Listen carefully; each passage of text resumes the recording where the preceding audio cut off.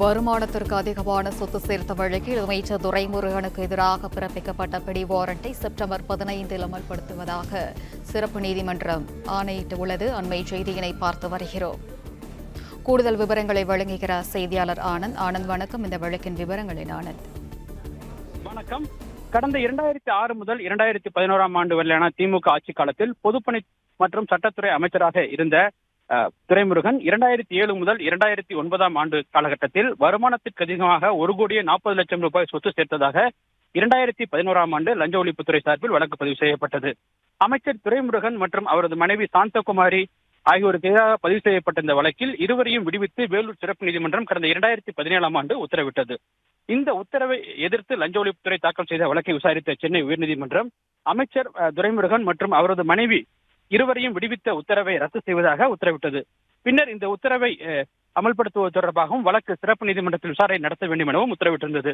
இந்த வழக்கை விசாரித்த சென்னை சிறப்பு நீதிமன்றம் அமைச்சர் துரைமுருகன் மற்றும் அவரது மனைவி ஆகியோருக்கு எதிராக நேரில் ஆஜராக வேண்டும் என உத்தரவிட்டது. இருவரும் நேரில் ஆஜராகாததால் இருவருக்கும் எதிராக பிடிவாரண்ட் பிறப்பிக்கப்பட்டது.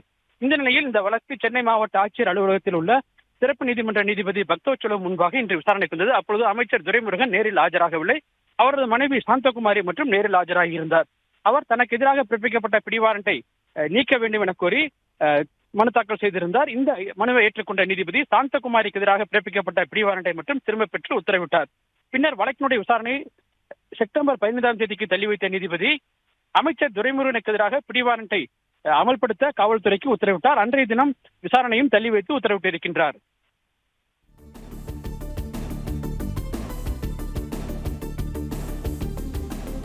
விவரங்களுக்கு நன்றி ஆனந்த். பிளே ஸ்டோர் மற்றும் ஆப் ஸ்டோரில் இருந்து பாலிமர் செயலியை QR கோடு மூலம் பதிவிறக்கம் செய்யுங்கள். செய்திகளை உடனுக்குடன் பெறுங்கள்.